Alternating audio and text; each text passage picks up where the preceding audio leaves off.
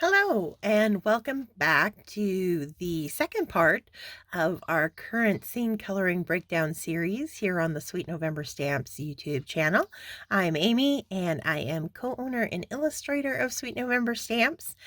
And because we are in Mermee, we are doing an under the sea scene using a sneak peek of some of the brand new clear stamps that are going to be coming to the Sweet November Stamp store in just a couple of days. Saturday, May 11th is the official release date for our Mermaid clear release for this year.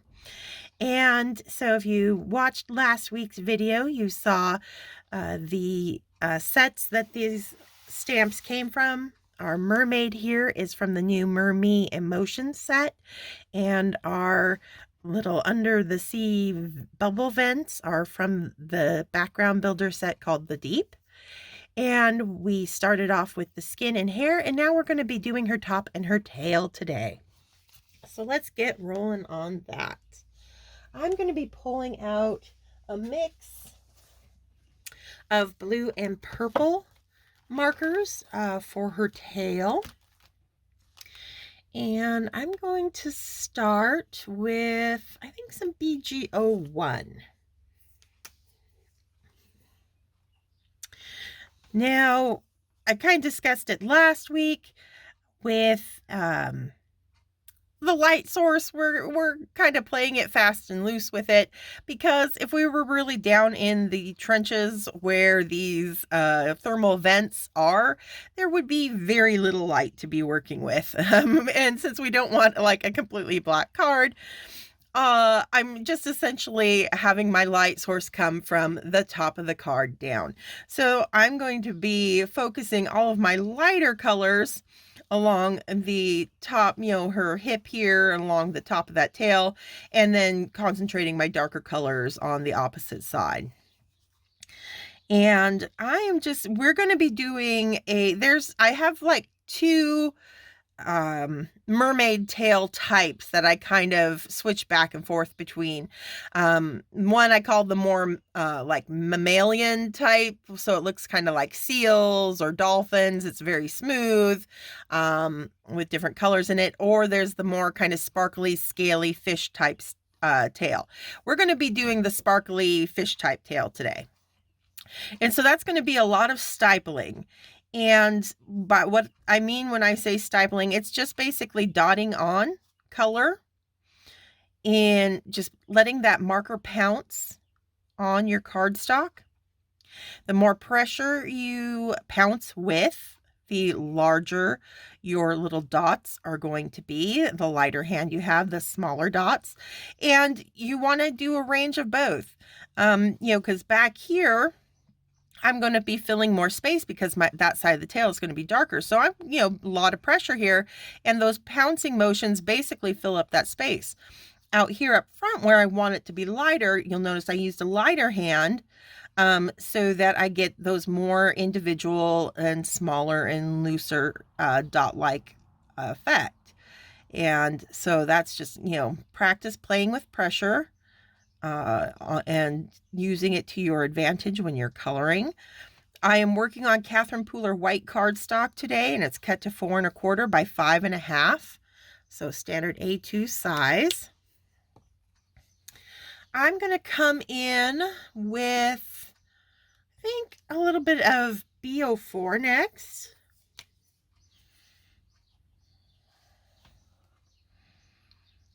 And I'm just going to start stippling that in. I'm not going to bring it as far out on that lighter side of the tail as I did with the BG01. It's going to concentrate more heavily on the back side here, kind of down the center. Kind of a medium amount of pressure. I don't want super large dots, but I don't want them super tiny either. Just going to get that coming down, trailing down.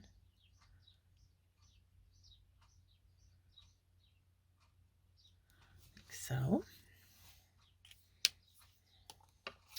Next, I'm going to come in with, I think I'm going to go B18.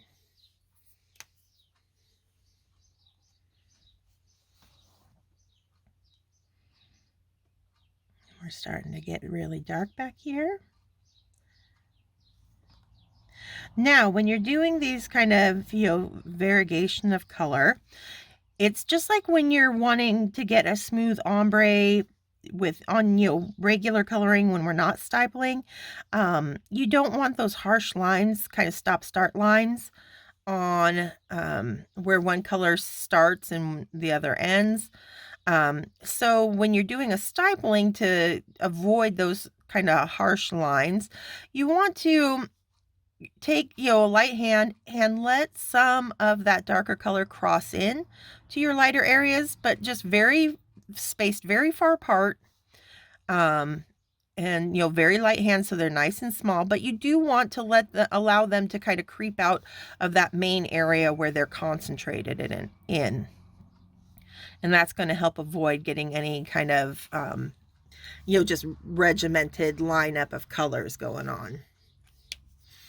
All right, so I'm going to start working into kind of more purpley tones now, and I'm going to start that with a B69. The B60s tend to have a little bit of a purple cast to them, so I find they're a great transition when I'm going from blue to purple. And again, just kind of concentrating back here on the darker side of that tail. Still just pouncing in color. I always think this is such a fun technique because to me it feels a lot looser, a lot more forgiving than when we're doing our traditional coloring, getting those smooth blends. This one's just a little bit more free, a little bit more I don't have to think so hard. It's like I can just kind of pounce and play. So I really enjoy doing these types of tails. They work great on like dragons and snakes and any other kind of scaly creature that you can be coloring out there. All right, so now to my purples. I think I'm going to try some FV2. It's a fluorescent. And we'll see what it brings to the table here.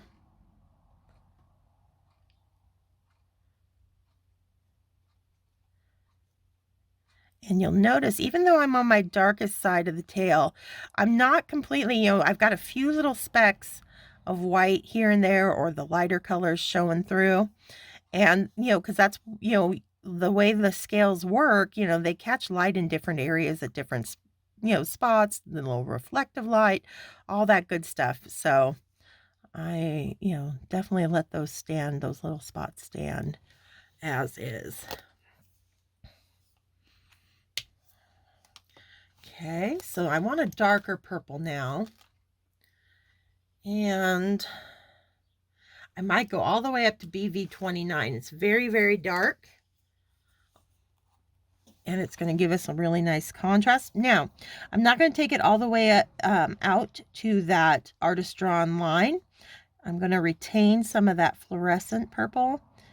And just inside that line is where I'm going to start adding this BV29. Pretty light hand. I'm not going super heavy with my pressure on the pen.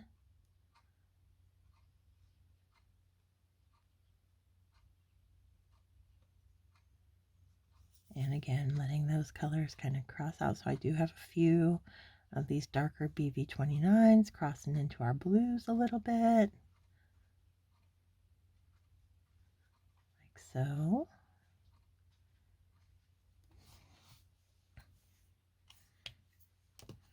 I'm going to go back to that FV2. And I'm going to let it kind of merge out here and there.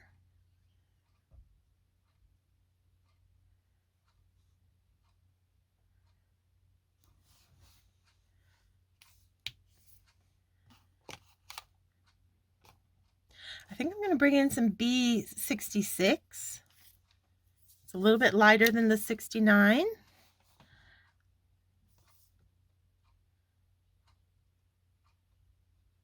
Just to get some more of that kind of blue purple coming out here.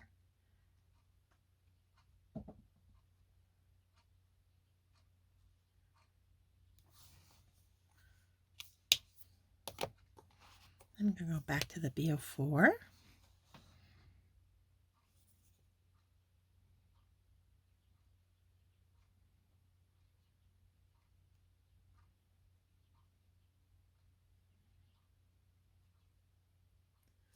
And we're going to be leaving quite a bit of white out front here, and then we'll be reinforcing it later with a white gel pen to make it even more sparkly.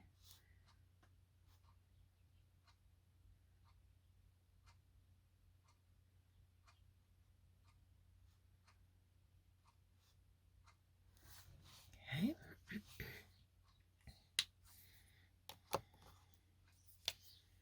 And our BG01 we started with. Just light little taps of the marker.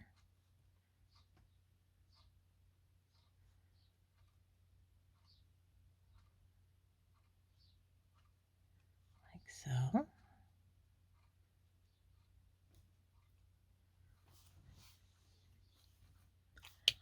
And I think, let's see, I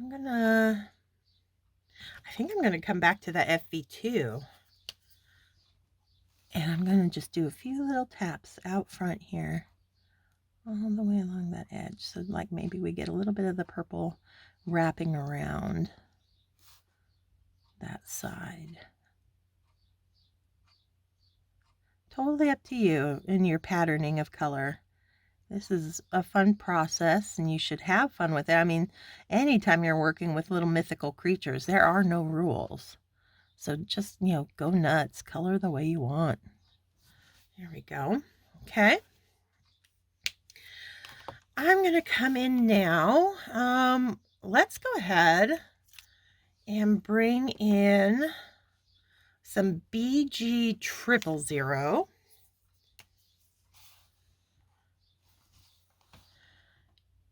For the fin on her tail here. And I'm going to start there and just kind of pull about halfway. And we're going to get a nice smooth blend on this. No more stippling down on the fin. Then I'm going to come in with, since we have the fluorescent purple going on, I thought it'd be fun to bring in some of the FBG2, the blue-green fluorescent. Kind of pull in some lines. Add some little bit of patterning to our fins down here. Okay.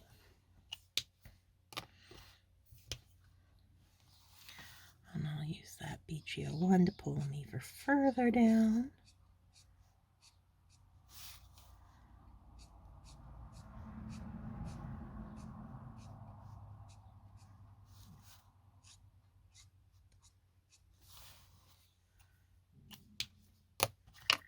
Back to the BG triple.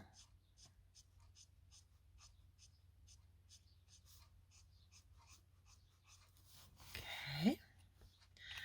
And now I'm going to grab B63.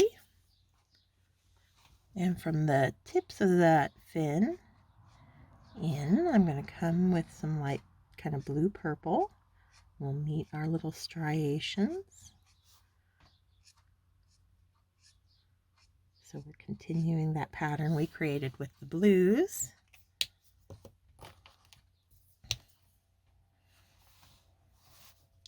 A little bit darker with the 66.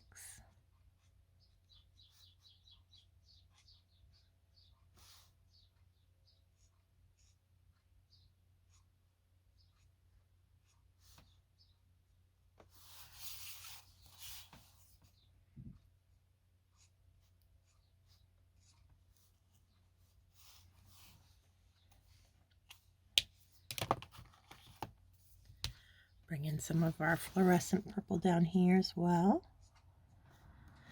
Excuse me.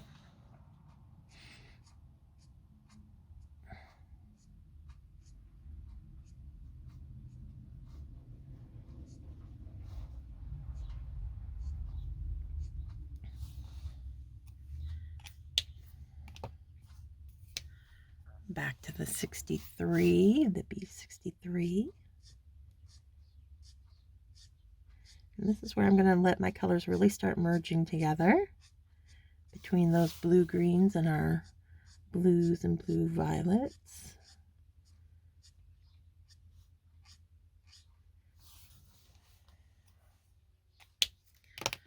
Come in with that FBG2.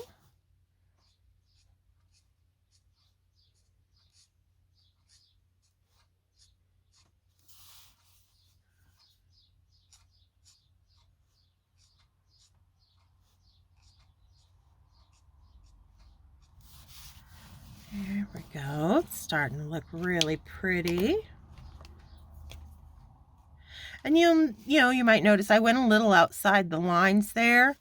I'm not concerned at all because I know the background's going to be full of a lot of blues and purples. So I know that that little outside the line there on the fin is going to get completely hidden as we do the background. So I'm not even going to try to bother using the colorless blender to push it back in or anything. All right, so all we've got left is her little seashell top now. And I'm going to come in with a little bit of E81. At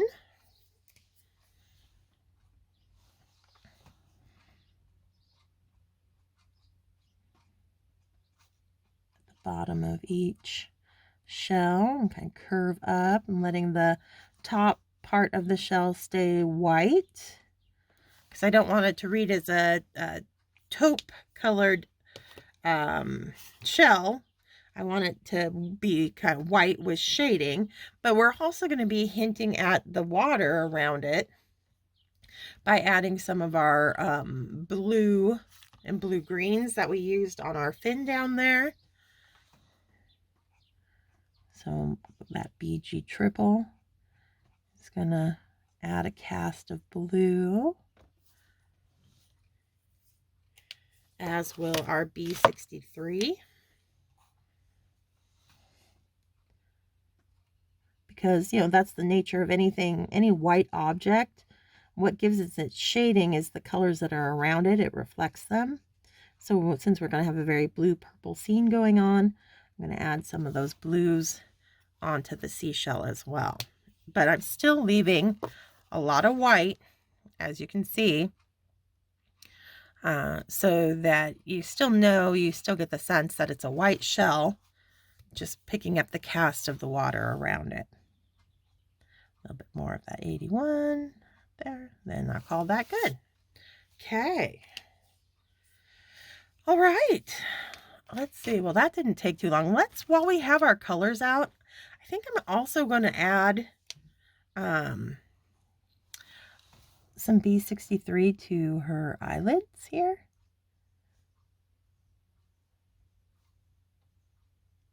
Give her a little bit of makeup. And I also like to kind of sometimes add little kind of scaly, glistening makeup around the edge of the eyes. That side we won't see much because it's away from us. But if I hint at some of that with that B63 and maybe a little bit of FB2, just again stippling, very light hand, kind of like adding freckles on other kinds of characters, but I'm just doing them off to the side of the face here. Just find it's a kind of a whimsical touch on a mermaid. Here we go. Love that for her. All right, so that wraps up our mermaid for today. I think she's coming out quite lovely for a mermaid of the deep trenches. Next week, we will start tackling the background, I think with the sea floor. So until then, stay crafty, my friends. Bye.